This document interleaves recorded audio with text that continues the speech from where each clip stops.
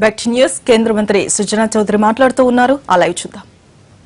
ఏమి సాధించాలి అనే దాని మీద గత 2 సంవత్సరాల నుంచి నేను అధ్యయనం చేస్తా ఉన్నాను. మా ముఖ్యమంత్రి చంద్రబాబు నాయుడు గారి ఆదేశాల మేరకు ఎప్పటికప్పుడు ఏ విధంగా రాష్ట్రాన్ని రావాల్సినవన్నీ రాబట్టాలి, మరియు మన రాష్ట్ర ప్రజలకి పర్టికులర్గా యూత్కి బెనిఫిట్ అయ్యే విషయంలో ఎక్కడా కూడా మనం కాంప్రమైజ్ అవ్వకుండా చేయాలి అనే ఒకే ఒక ఉద్దేశంతో మేము వర్క్ చేస్తా ఉన్నాం.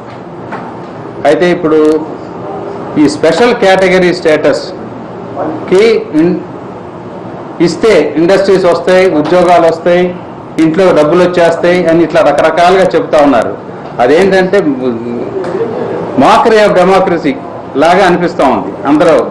అసలు ఈరోజు ఇంటర్నెట్ యుగంలో ఎవరు ఏ నెట్లో చూసినా అసలు స్పెషల్ కేటగిరీ స్టేటస్ డెఫినేషన్ ఏమిటి, గతంలో స్పెషల్ కేటగిరీ స్టేటస్ అనేది ఎప్పుడు వచ్చింది, దాని ద్వారా ఏ రాష్ట్రాలు బెనిఫిట్ అయినాయి, ఎంత బెనిఫిట్ అయినాయి అన్నీ కూడా ఒక ప్రెస్ ఆఫ్ ఏ బటన్లో మనం తెలుసుకోవచ్చు. కనీసం ఆ శ్రమ కూడా పడకుండా ఇష్టానుసారం ప్రజల్ని మిస్గైడ్ చేస్తూ ఉన్నారు. స్పెషల్ కేటగిరీ స్టేటస్ అంటే కేవలం centrally sponsored schemes to various స్టేట్స్కి ఇచ్చేటప్పుడు లోగడ 90% గవర్నమెంట్ ఆఫ్ ఇండియా, 10% స్టేట్స్ ఇచ్చే విధంగా ఉండేది. అయితే అంటే అదర్వైజ్ స్పెషల్ కేటగిరీ స్టేటస్ కాకపోతే 50-50 అని ఉండేది. దానికి 50% గ్రాంట్, 50% స్టేట్స్ కాంట్రిబ్యూట్ చేయాలి అనేది. అయితే రకరకాల సందర్భాల్లో రకరకాల మార్పులు చేర్పులు జరుగుతాయి. దాని ప్రకారం శివరాజ్ సింగ్ చౌహాన్ కమిటీ అని ఒకటి వేసి దాన్ని ఎలా చేయాలి ఏంటనే దాని మీద ఎన్డీఏ ఈసారి ప్రభుత్వం వచ్చినాక వేస్తే ఆ కమిటీ వాళ్ళు 15-60% చేయండి, 60-40 చేశారు. 60% గ్రాంట్, 40% స్టేట్స్ పెట్టాలని చెప్పి. అయితే అంతేగాని స్పెషల్ కేటగిరీ స్టేటస్ అయితే అన్నీ వచ్చేస్తాయి అనేది ఇష్యూ లేదు. ఒకవేళ ఇదే స్పెషల్ కేటగిరీ స్టేట్స్ ఉన్నాయి, కొన్ని 11 స్టేట్స్కి ఇంతకుముందు ఇచ్చారు, రేపు మార్చి వరకు ఉన్నాయి, అవి కూడా కంప్లీట్ అయిపోతున్నాయి. వాటి విషయంలో ఈ 60 బదులు 90% ఇస్తారు, అంటే 30% డిఫరెన్స్ ఉంటుంది సెంట్రల్లీ స్పాన్సర్డ్ స్కీమ్స్లో. ఈ సెంట్రల్లీ స్పాన్సర్డ్ స్కీమ్స్ ఇస్తూ ఈ స్పెషల్ కేటగిరీ స్టేటస్ ఏటికి ఇవ్వాలి, ఓన్లీ మనకు అంతర్జాతీయంగా ఉన్న బార్డర్లో ఉన్న స్టేట్స్కి మరియు కొండ ప్రాంతాల వారికి మాత్రమే ఇవ్వాలి అనేది రఘురామరాజన్ కమిటీ అని చెప్పి అంతకుముందు స్పెషల్ కేటగిరీ స్టేటస్ స్టేట్స్కి ఇచ్చింది. వాళ్ళ ఉపయోగం ఏం జరిగింది దాని మీద ఒక అవగాహన చేయించారు వాళ్ళు. ఆ కమిటీలో క్లియర్గా చెప్పారు, ఎక్సెప్ట్ హిల్లీ టెరైన్ ఉన్న స్టేట్స్ తప్పితే అవి ప్లస్ ఇంటర్నేషనల్ బార్డర్స్ ఉన్న చోట కొంచెం ఎకనామిక్ యాక్టివిటీ అది బాగా తక్కువ ఉంది కాబట్టి వాటికి మాత్రమే కన్సిడర్ చేసి దానికంటే బెటర్గా స్టేట్స్ కనుక డెవల్యూషన్ ఇస్తే బెటర్గా ఉంటుంది అని రఘురామరాజన్ కమిటీ రిపోర్ట్ ఇవ్వడం జరిగింది. ఆ తర్వాతే 14th finance commission report submit చేశారు. సరే, ఇకపోతే 14th ఫైనాన్స్ కమిషన్లో డెవల్యూషన్ పెంచారు. ఏదైనప్పటికీ నేను క్లారిఫై చేయదలుచుకుంది ఏంటంటే స్పెషల్ కేటగిరీ స్టేటస్కి ఇండస్ట్రియల్ ఇన్సెంటివ్స్కి వీటికి సంబంధం లేదు. దాని ప్రకారం ఇప్పుడు మనకేమి ఇచ్చారు, స్పెషల్ కేటగిరీ స్టేటస్ కనుక మొదలై ఇచ్చిండుంటే ఈ అడిషనల్గా 30% ఫండ్స్ వచ్చాయి. మనం ఆల్రెడీ 15-16, 16-17 కనుక మనం చూస్తే సుమారుగా ఒక సంవత్సరం 2,700, ఇంకో సంవత్సరం 2,900 చొప్పున ఉన్నాయి. అయితే మనం ఇప్పుడు వాళ్ళు ఏం చేశారంటే కన్సాలిడేటెడ్ ఫండ్ నుంచి ఏదైనా ఎలా చేయాలంటే బడ్జెట్లో పెట్టాలి. ఇంతకు ముందు స్పెషల్ కేటగిరీ స్టేటస్ ఉన్నప్పుడు ఓవరాల్గా planned expenditure, non planned expenditure అని 2 ఎన్వలప్స్ ఉండేవి. దాంట్లో 30% for all special category states కానీ ఓవరాల్గా నాన్ ప్లాన్డ్ ఎక్స్పెండిచర్లోంచి ఫండ్ తీసి పెట్టేవారు. అవి డిస్ట్రిబ్యూట్ చేసేవారు డిపెండింగ్ అపాన్ ది జనాభా ప్రాతిపదిక మీద. తర్వాత వాళ్ళు ఎక్స్పెండిచర్ ఎంత పెడితే దానికి అనుకూలంగా ఇస్తూ వచ్చేవారు. ఇప్పుడు ప్లానింగ్ కమిషనే లేదు, ఎన్డీసీ లేదు, మార్చేశారు. ప్లానింగ్ కమిషన్ పోయి నీతి ఆయోగ్ వచ్చింది. కాబట్టి ఇప్పుడు 13th ఫైనాన్స్ కమిషన్లో అంతా 32% ఉంటే 14th ఫైనాన్స్ కమిషన్ వచ్చి 42% చేసింది. ఈ మార్పుల మూలాన స్పెషల్ కేటగిరీ స్టేటస్ ఇచ్చిన స్టేట్స్కి అంటూ స్పెషల్ ఫండ్ అంటూ లేదు. ఇప్పుడు ఆ సెంట్రల్లీ స్పాన్సర్డ్ స్కీమ్స్లోనే వాటికి కొన్ని రాష్ట్రాలకు మాత్రం, కొండ ప్రాంతాలకు మాత్రం 30% ఎక్స్ట్రా గ్రాంట్ కింద ఇవ్వమని చెప్పారు. కాబట్టి దానికి ఇండస్ట్రీస్కి ఎటువంటి రకమైన సంబంధం లేదు. ఇప్పుడు ఎలా ఉందంటే ఇది, ఇప్పుడు ప్లానింగ్ కమిషన్ ఎందుకు ఎత్తేసారు, నీతి ఆయోగ్ ఎందుకు పెట్టారు అంటే ప్రజలచే ఎన్నుకోబడిన గవర్నమెంట్ రాష్ట్రానికి దేశానికి ఏది మంచిదైతే అది వాళ్ళు చేస్తూ ఉంటారు. ఇప్పుడు ఎన్డీసీ లేదు, మాకు నీతి ఆయోగ్ ఉంటానికి వెళ్ళలేదు, ప్లానింగ్ కమిషనర్ కావాలని చెప్పి మనం గొడవ చేయగలమా? చేయలేము. అట్లాగే ఇప్పుడు వాళ్ళు ఏం చేస్తున్నారు, ఒక పద్ధతిలో మనకి వాళ్ళు యాజ్ ఇట్ ఈస్గా ఆ రోజు మన్మోహన్ సింగ్ గారు చెప్పిన విధంగా ఆ స్టేట్మెంట్నే మళ్ళీ రీప్రొడ్యూస్ చేసి ఆయన ఏదైతే ఏం చెప్పారో దాని నుండి కనుక ఏదన్నా నష్టం జరుగుతుంటే ఆ నష్టాన్ని పూడ్చే విధంగా ఇస్తాము. ఇవ్వడానికి సెంట్రల్ గవర్నమెంట్ దగ్గర క్యాష్ ఫ్లో ఇష్యూస్ ఉంటాయి. సో కన్సాలిడేటెడ్ ఫండ్ నుంచి వెంటనే ఆ డబ్బుగా ఇవ్వలేరు. కాబట్టి రాష్ట్రం కొత్తగా ఏర్పడింది కాబట్టి అనేక ప్రాజెక్ట్స్ వస్తాయి. కాబట్టి వాటికి మీరు ఎక్స్టర్నల్ ఎయిడెడ్ ప్రాజెక్ట్స్ వాళ్ళే గవర్నమెంట్ ఆఫ్ ఇండియా బారో చేసి, వరల్డ్ బ్యాంక్ కానీ, ఏడీబీ కానీ, ఐఎంఎఫ్ కానీ వీళ్ళందరి దగ్గర కూడా బారో చేసి ఆ 30% ఎక్స్ట్రా మనకి వాళ్ళ హెడ్లో తీసుకొని ఇస్తారు మనకి. అంటే ఒక్క నయా పైసా కూడా మనకు నష్టం లేదు. పైగా ఇది అడిషనల్ బెనిఫిట్. మనకు ఆల్రెడీ ఈఏబీ ప్రాజెక్ట్స్ కింద సుమారుగా 9,000 చిల్లర శాంక్షన్ అయిపోయి ఉన్నాయి. అంటే మనం ఎఫ్ఆర్బిఎం రాష్ట్ర ప్రభుత్వం తీసుకునే అప్పు బదులు సెంట్రల్ గవర్నమెంట్ తీసుకొని, కేంద్ర ప్రభుత్వం తీసుకొని రీపేమెంట్ కూడా వాళ్ళే చేస్తారు. అంటే స్ట్రైట్ అవే అదొక బెనిఫిట్. స్పెషల్ కేటగిరీ స్టేటస్ ఉన్నది అంతవరకే. ఇప్పుడు మనం ఏంటంటే ఇప్పుడు టెలిగ్రామ్ లేవు ఇప్పుడు, కానీ మా టెలిగ్రామే కావాలని అంటే ఇప్పుడు ఈమెయిల్స్ కాకుండా టెలిగ్రామ్ చేయలేం కదా. అట్లాగే ఇది సింపుల్గా మనం ఆలోచిస్తే ఏంటంటే 500 mg అనే డాక్టర్ గారు రాస్తే ఒక మెడిసిన్ మెడికల్ షాప్లో 250 mg 2 ఉంటే తీసుకుంటారు. అదే ఉపయోగం జరుగుతుంది. అట్లా ఈ విషయంలో ఇప్పుడున్న సెంట్రల్ గవర్నమెంట్ రాష్ట్రానికి పూర్తిగా న్యాయం చేసినట్లే లెక్క. అసలు అందులో అనుమానమే లేదు. స్పెషల్ కేటగిరీ స్టేటస్ అని పేరు ఇచ్చేదానికంటే కూడా ఇది ఇవ్వటం మూలాన రాష్ట్ర అభివృద్ధికి, ఇన్ఫ్రాస్ట్రక్చర్కి బోల్డంత వెసులుబాటు జరుగుతుంది. ఇది కాక ఇది ఒక సబ్జెక్టు. కాబట్టి దీనికి ఇండస్ట్రీ ఇన్సెంటివ్స్కి ఎటువంటి రకమైన సంబంధం లేదు. మన్మోహన్ సింగ్ గారు చెప్పింది ఇంకోటి ఏంటి, పోలవరం ప్రాజెక్టు నేషనల్ ప్రాజెక్ట్ అని మనం లోగడ ఇండిపెండెంట్ ఇండియన్ హిస్టరీలో నేషనల్ ప్రాజెక్ట్ అని చేసిన ఇవన్నీ కూడా మ్యాక్సిమం 90% చేశారు. చాలా తక్కువ. ఇంత భారీ ఎత్తున ప్రాజెక్ట్ ఇంతవరకు జరగలేదు. దానికి 90% మామూలుగా చేసేది. కానీ ఆంధ్రప్రదేశ్కి ప్రత్యేక శ్రద్ధ చూపించాలని చెప్పి ఇప్పుడు 2014 నేషనల్ ప్రాజెక్ట్ అని డిక్లేర్ చేసిన మరుక్షణం నుండి అయిన ఎక్స్పెండిచర్ అంతా కూడా రియంబర్స్ చేస్తూ మొత్తం ప్రాజెక్టు ఎంతైతే అంత ఉందో రెసిడ్యుయల్ ఇరిగేషన్ ప్రాజెక్టు మొత్తం కూడా 100% ఫండ్ ఇవ్వడానికి వాళ్ళు ఒప్పుకున్నారు. అంటే అక్కడ 10% మనకి వెసులుబాటు కలిగినట్లే. ఆంధ్రప్రదేశ్కి బారో చేయాల్సిన డబ్బు కానీ పెట్టుబడి కానీ తగ్గిపోయింది. ఇది special category status Polavaram project వరకు. తర్వాత మన్మోహన్ సింగ్ గారు చెప్పిన మూడోది ఏంటంటే backward districts development. BRGF fund అనేది లేదు అసలు ఇప్పుడు.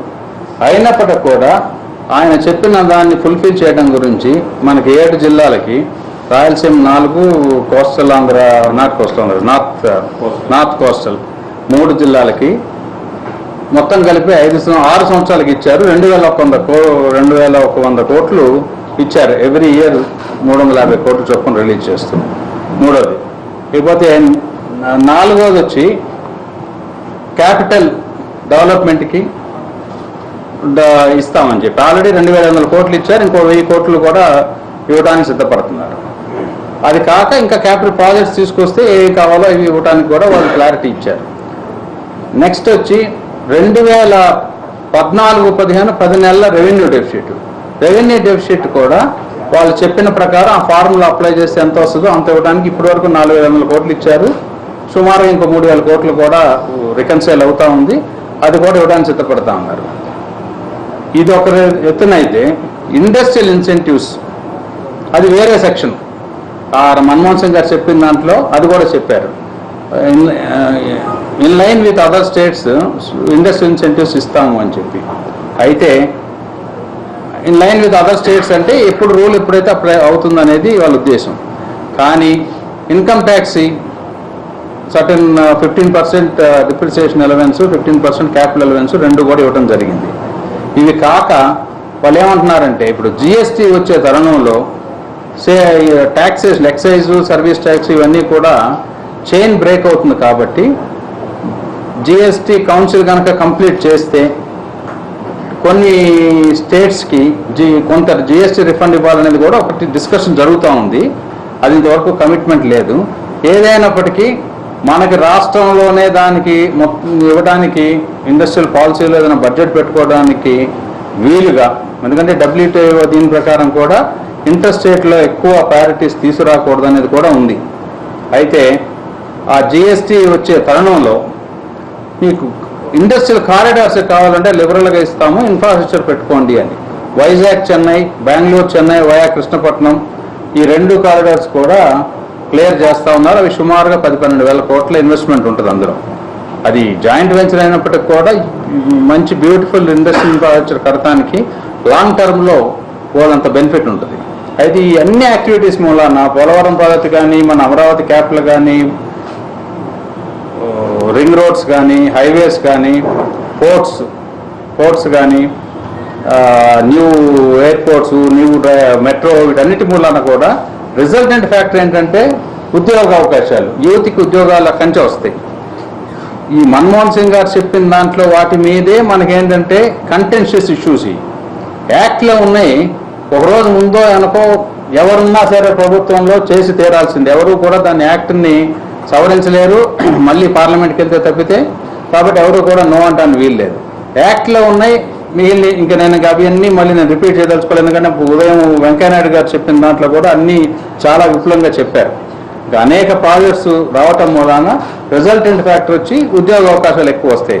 అంతేగాని ఏదో స్పెషల్ కేటగిరీ స్టేటస్ పేరుంటే ఉద్యోగ అవకాశాలు వస్తాయి అనే ఇది మిస్లీడ్ చేయడం చాలా తప్పు.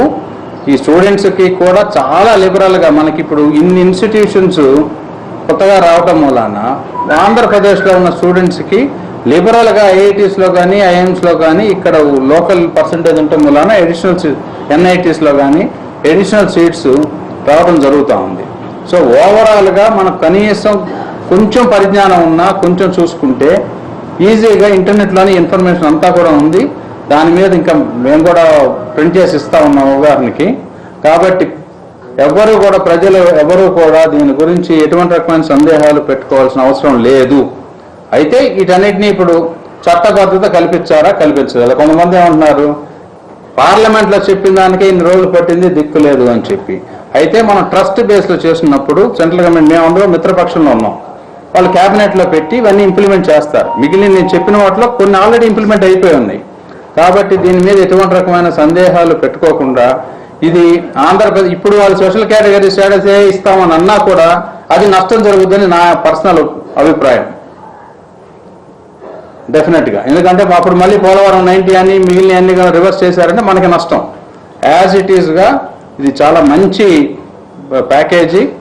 ఆంధ్రప్రదేశ్కి చంద్రబాబు నాయుడు గారి నాయకత్వంలో దూసుకెళ్ళడానికి చాలా వెసులుబాటు కల్పించారు ఇప్పుడు సెంట్రల్ గవర్నమెంట్. అందులో ఎటువంటి రకమైన సందేహం లేదు.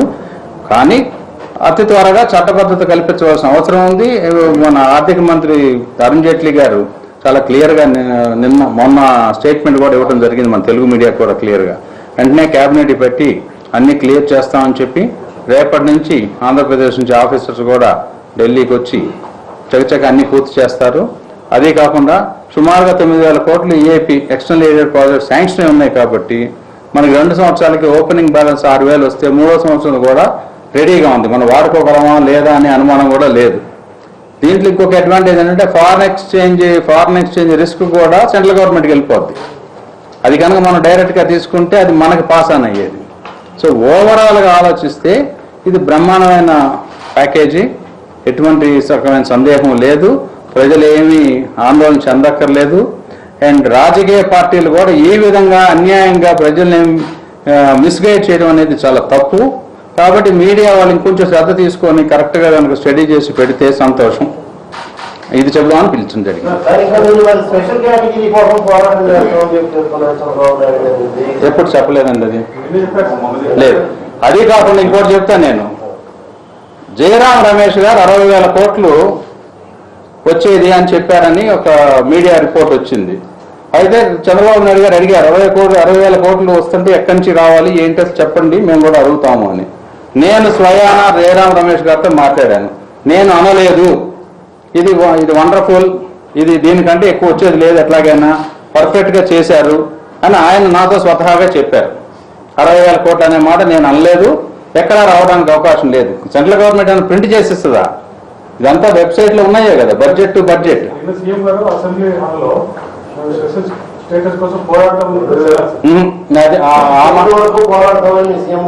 కాదండి, ఆ మాట అనలేదు. వారు అన్నది ఏంటంటే ప్రజల సెంటిమెంట్ ఉన్నది కాబట్టి ఆ పేరే ఇచ్చుంటే బాగుండేది అని అన్నారు, కానీ పోరాడతాం అనే మాట మా సీఎం గారు అనలేదండి ఎట్టి పరిస్థితుల్లో. ఎందుకంటే సెంటిమెంట్ జనరల్గా ఏంటంటే ఇప్పుడు కొంతమంది తెలంగాణతో కంపేర్ చేస్తున్నారు. తెలంగాణ సెంటిమెంట్ని పెట్టుకొని చంద్రశేఖరరావు గారు పోరాడబట్టి వచ్చింది, మనం స్పెషల్ కేటగిరీని పోరాడాలి అంటే అది వేరు ఇది వేరు. ఇప్పుడు సెంటిమెంట్, ఆ విషయంలో sentiment played above the economics. ఈ విషయంలో మనకి ఎకనామిక్స్ ఇంపార్టెంట్, మన రాష్ట్రానికి ఏం కావాలి ఏమిటి అని. ఇదేంటంటే ఇప్పుడు డెఫినెట్గా ఆ పేరే పెట్టుంటే, అదే నేను చెప్తున్నాను కదా, మాకు టెలిగ్రామే కావాలి, ఈమెయిల్స్ వద్దు, మాకు సెల్ ఫోన్ వద్దు, మాకు మామూలు గ్రహం బిల్ కనిపెట్టిన టెలిఫోనే వాడుకుంటాం. అవునండి, అప్పుడు ఎలక్షన్ ముందు అన్నారా అనలేదంటే అన్నీ ఉన్నాయి. ఇప్పుడున్న పరిస్థితుల్లో మనకున్న సర్కమ్స్టెన్సెస్ లో 5 సంవత్సరాలకి, అంటే ఇది 14th ఫైనాన్స్ కమిషన్ తో పాటు 5 సంవత్సరాలకి ఇస్తున్నారు.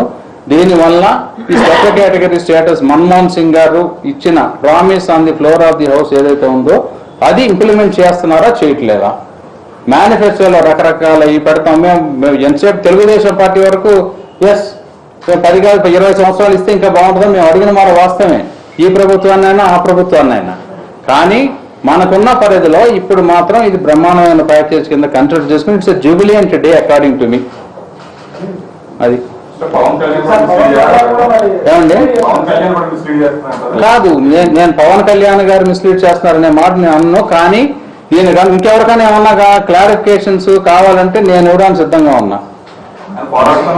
కాదండి, అంటే వారి ఇండివిజువల్ ఉంటుంది. ఇప్పుడు నేను పర్సనల్గా నేను దీని మీద మొదటి నుంచి అధ్యయనం చేశాను కాబట్టి ఇవన్నీ చూసి ఇంత దారుణంగా జరిగితే లాభం లేదు, ప్రజలకు తెలియాలి అనే ఉద్దేశం. ఎందుకంటే ఇప్పుడు మీడియా ఉంది, ఇప్పుడు news cannot be views of somebody, it has to be matter based on the facts and figures. కాబట్టి మీడియాకు కూడా ఇంకా కొంచెం అవగాహన చేపిస్తే డెఫినెట్గా మీడియాకి ఏముందండి, ఉన్నట్టు చెప్తారు, అంతే కదా. అవునండి, ఇప్పుడు వేరే వాళ్ళు ఎవరో అనుకున్న దానికి నేను దానికి సమాధానం చెప్పలేను. వేరే వాళ్ళు అనుకున్న దానికి నేను సమాధానం చెప్పలేను. నా లెక్క ప్రకారం ఇది బ్రహ్మాండమైన ప్యాకేజీ, అందులో డౌటే లేదు. దీన్ని మనం ఇంతకంటే ఎక్కువ ఏదన్నా సలహాలు సంప్రదింపులు ఇలా కాదు ఇలా చేస్తుంటే బాగుంటుంది అనుకుంటే మీరు చక్కగా మాకు ఈమెయిల్ పంపించండి, లేకపోతే ఇంకో రకంగా చెప్పండి. అంతేగాని పొలిటికల్ ఫైట్ అనేది మనం ఇప్పుడు కన్స్ట్రక్టివ్ పాలిటిక్స్ చేయాలి, కానీ పొలిటికల్ ఫైట్ అనేది రేపు పొద్దున్న ఎలక్షన్స్ 2019లో చేసుకుందాం. ఇప్పుడు రాష్ట్రాభివృద్ధికి మనకి ఏం కావాలనేది ముఖ్యమంత్రి చంద్రబాబు నాయుడు గారు చేస్తున్న లైన్లో సెంట్రల్ గవర్నమెంట్ సపోర్ట్ చేస్తుందా చేయట్లేదా, చేసే విధంగా ఆలస్యమైన మాట వాస్తవమే, అందులో డౌట్ లేదు. ఇదే సంవత్సరంన్నర క్రితం చేస్తుంది, ఇంతే వచ్చేది, ఎందుకంటే ఎక్కువేం వచ్చేది కాదు. కానీ ఇది డిస్పెల్ అయ్యేది ఇదంతా, అది అట్లా కాకుండా ఆలస్యమైన మాట వాస్తవమే, ఇంత ఆలస్యం అయ్యి ఉండవలసింది కాదు. కానీ ఈ లోపల యాక్ట్లో ఉన్నాయన్నీ బోళ్ళని ఉన్నాయి. అవి కాకుండా జనరల్గా సెంట్రల్ గవర్నమెంట్ అక్కడ ఉన్నది ఏంటి, కోఆపరేటివ్ ఫెడరల్ సిస్టంలో ఆటోమేటిక్గా ఓవరాల్ ఫండ్స్ వచ్చే ప్రాజెక్ట్స్, సెంట్రల్ గవర్నమెంట్ ప్రాజెక్ట్స్ ఎక్కడ ఏది మంచిది అనుకుంటే అది వస్తుంది. అంటే ఇప్పుడు మాకు ఆ రోజుల్లో హెచ్ఎంటీ పెట్టారు ఇక్కడ హైదరాబాద్లో కాదు, మాకు హెచ్ఎంటీ మూతపడిపోయింది. ఇప్పుడు రోజులు మారిపోయినాయి. అప్పుడు సిస్టమ్ వేరు, అప్పుడు ప్లాట్ఫామ్ వేరు, అప్పుడు economic conditions are different, technology is different. అట్లాగే ఇప్పుడు వరల్డ్ అండ్ సైంటిఫిక్ ల్యాబ్స్ గురించి మేము వర్కౌట్ చేస్తానే ఉన్నాం కంటిన్యూస్గా. సో 13 జిల్లాల్లో మన ఆంధ్రప్రదేశ్కి కావాల్సినవన్నీ కూడా ఓవర్ నైట్ రావు. కానీ హైదరాబాద్కి 60 సంవత్సరాలు పట్టితే ఇప్పుడు చంద్రబాబు నాయుడు గారు చేస్తున్న ప్లాన్ ప్రకారం చూస్తే నేను అనుకోవడం 10 సంవత్సరాల నుంచి 15 సంవత్సరాల్లో ఎంటైర్ 13 జిల్లాల రూపు మారుద్దని నా పర్సనల్ నమ్మకం.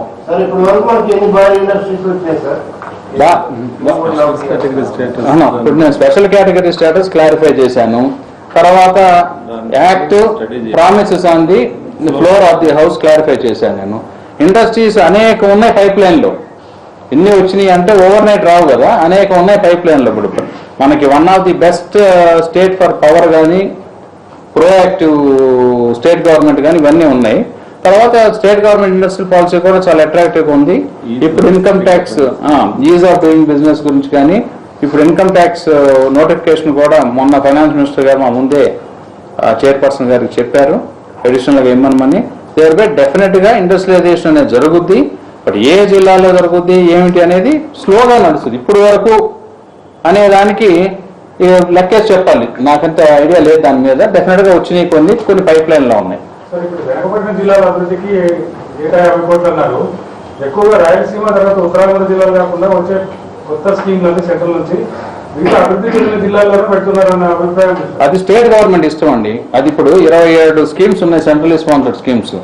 స్టేట్ గవర్నమెంట్ వరకు ఇవి కాకుండా మనం స్పెసిఫిక్గా కొన్ని ప్రాజెక్ట్స్ మనం తీసుకొస్తున్నాం. అదేంటి, ఇప్పుడు మా సైన్స్ అండ్ టెక్నాలజీ మినిస్ట్రీ నుంచి NIOT ఉంది, national institute of ocean technology study గురించి అని. అది 500-600 crores ప్రాజెక్ట్ అవుతుంది. స్టడీ చేస్తే వైజాగ్ నెల్లూరు అంటే నెల్లూరు సూటబుల్ అన్నారు, వేరే కుదరలే. తీసుకొచ్చి ఇప్పుడు మనం వేరే విజయవాడలో పెట్టలేం దాన్ని, బికాజ్ సీ ఫేసింగ్ అంతా కావాలి. అట్లాగే వైజాగ్లో ఇంకో 2 ప్రాజెక్టులు న్యాచురల్ హిస్టారిక్ మ్యూజియం పెట్టాలని పెట్టాం. చిన్నదే 30 crores ఏదో, అది వైజాగ్ బెటర్ అని చెప్పి తేల్చారు. సైంటిఫిక్గా చూడాలి కదా, ఇప్పుడు టెక్నో ఎకనామిక్ స్టడీ చేయాలి దేనికైనా. ఇప్పుడు డిఫెన్స్ వాళ్ళు బోల్డెన్ ప్రాజెక్ట్స్ పెడతా ఉన్నారు. సో NRGAలో ఇండియాలో ఫస్ట్ స్టేట్ మంది, హైయెస్ట్ కన్జ్యూమ్ చేయగలిగాం. అది కన్జంప్షన్ బేస్డ్ స్కీమ్ కాబట్టి అది స్టేట్ గవర్నమెంట్ బ్రహ్మాండంగా చేస్తూ ఉంది. ఇప్పుడు అందరూ చంద్రబాబు నాయుడు గారు రావాల్సిందంటే ఉడుము పట్టుబడతారండి. 1 రూపీ కూడా డెఫినెట్గా సెంట్రల్ గవర్నమెంట్కి వదలరు. ఎందుకంటే నాకు బాగా ఎక్స్పీరియన్స్. ఫస్ట్ టైం 2014-15 అయ్యేటప్పుడు గత 5 సంవత్సరాల నుంచి ఏమేమైతే పెండింగ్ ఉన్నాయో కంబైన్డ్ స్టేట్లో ఉన్నప్పుడు రావాల్సింది. ఎందుకంటే గత ప్రభుత్వాలు అలా అసమర్థత కానీ, నాన్ ఫోకస్ మూలాన కానీ, లేకపోతే లోకల్ బాడీ ఎలక్షన్స్ పెట్టలేదని చెప్పి బోల్డెన్ ఫండ్స్ ఇవ్వాల.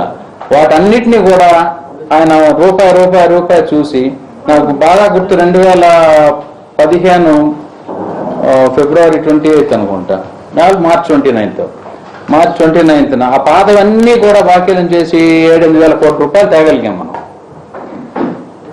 కాబట్టి మనం వీఆర్ ఇన్ సేఫ్ హ్యాండ్స్. బ్రహ్మాండంగా ఉంది, దీని మీద ఎటువంటి రకమైన సందేహం.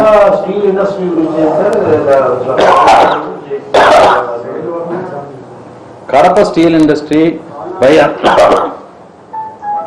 బయ్యారం ఖమ్మం జిల్లాలో స్టీల్ ఇండస్ట్రీ గురించి కొంచెం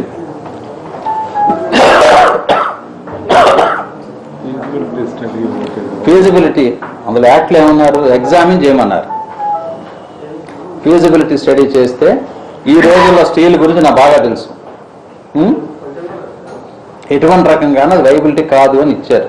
కానీ మళ్ళీ ఒక టాస్క్ ఫోర్స్ వేసి ఇంకా ఏదన్నా కొన్ని సాఫ్ట్స్ ఇచ్చి చేస్తే వైబిలిటీ వస్తుందా స్టడీ చేయమన్నారు.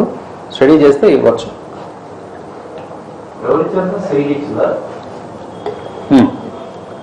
సేల్ ఇచ్చింది. ఈ మిగిలిన అన్ని కూడా నార్మల్ పైప్ లైన్లో ఉన్నాయి. మెట్రో కానీ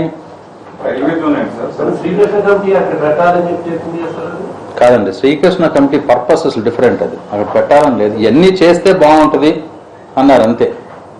ఇప్పుడు పెట్టాలి అదే చెప్పాను ఇందాక. ఇప్పుడు HMT తీసుకొచ్చి పెట్టాలి అని అంటే పెట్టలేరు కదా. రోజులు మారిని దాని ప్రకారం చేసుకుంటూ వెళ్ళాలి. ఇప్పుడు ఈ రోజులకి ఏది సూటబుల్లో అది. రైల్వే జోన్ డిస్కస్ చేస్తా ఉన్నారు. డెఫినెట్గా రైల్వే జోన్ ఇస్తారని నా నమ్మకం. ఆంధ్రప్రదేశ్ రైల్వే జోన్ వస్తుంది డెఫినెట్గా. అదండి, వైజాగ్కే ఇస్తుండొచ్చు 99%. అత్యధిక శాతం వ్యవసాయ ఇతర రంగాలకు సంబంధించి ఉన్నాయి. ఏపీ వ్యవసాయం మీద ఆధారపడ్డ రాష్ట్రము, వ్యవసాయానికి సంబంధించి ఒక ప్రాజెక్ట్ కూడా రాలేదన్న అభిప్రాయం కూడా ఉంది. అదేనండి, ఆ అభిప్రాయాలకి అన్నీ వస్తే మేము పనిచేస్తాం. దానికి ప్రజాప్రతినిధులుగా మేము వెళ్ళి పనిచేస్తాం కదా. ఇప్పుడు వ్యవసాయం మీద మా ముఖ్యమంత్రి చంద్రబాబు నాయుడు గారు చాలా ఫోకస్ పెట్టారు. ఇప్పుడు మిటిగేషన్ అని, రెయిన్ గన్స్ అని ఇవన్నీ పెట్టి, కాబట్టి వ్యవసాయానికి కామధేను అని రీసెర్చ్ సెంటర్ ఒకటి ఆల్రెడీ తీసుకొచ్చి పెట్టాం. ఇంకా కృషి విజ్ఞాన కేంద్రాలు కూడా ఇంకా పెడతా ఉన్నాం. అగ్రికల్చర్ యూనివర్సిటీ ఆల్రెడీ దానికి ఫండింగ్ చేసాం, ఫౌండేషన్ స్టోన్ వేసాం ల్యాంబ్లో. ఈ విధంగా డెఫినెట్గా రైతులకి చేయవలసిన అవసరం ఉంది. రైతులకి ప్రతిసారి ఇప్పుడు టొబాకో రైతులకు వచ్చినప్పుడల్లా మనం ప్రతి 2 సంవత్సరాల నుంచి కూడా వాళ్ళకి అడిషనల్ ఫండింగ్, అడిషనల్ పర్చేసింగ్ చేయించగలిగాం. అట్లాగే కాటన్ పండించే వాళ్ళకంటే దాన్ని వాడే ఫ్యాక్టరీస్కి ఇబ్బంది ఉంది. ఇవన్నీ అంటే ఎవ్రీడే రకరకాలు వస్తూ ఉంటాయి. అట్లా అని చెప్పి మనం ఒకే దాని మీద కూర్చొని అడగటం అది కరెక్ట్ కాదు. ఇప్పుడు మనకి సెంట్రల్ గవర్నమెంట్ కానీ ఎవరన్నా ఉన్నాయండి, ప్రభుత్వాలు, government is permanent in nature, political parties are different. ఇంకేమైనా డౌట్స్ ఉన్నాయి స్పెషల్ కేటగిరీ స్టేటస్ మీద? స్పెషల్ కేటగిరీ స్టేటస్కి ఇండస్ట్రీస్కి సంబంధం లేదు. స్పెషల్ కేటగిరీ స్టేటస్కి ఉద్యోగ అవకాశాలకి సంబంధం లేదు. వీటన్నిటి యాక్టివిటీస్ మీద వచ్చేవే ఉద్యోగాలు వస్తాయి, మంచి ఇన్ఫ్రాస్ట్రక్చర్ వస్తుంది. మనం టైం వేస్ట్ కాకుండా బస్సు ఎక్కచ్చు, రైలు ఎక్కచ్చు, విమానాశ్రయాలు వస్తున్నాయి, తర్వాత పోర్ట్స్ వస్తున్నాయి, సీ పోర్ట్స్ వస్తున్నాయి. కాబట్టి వీటన్నిటి నుంచి ఆటోమేటిక్గా మనకి ఎంప్లాయ్మెంట్ డిమాండ్ పెరుగుతుంది. Okay right.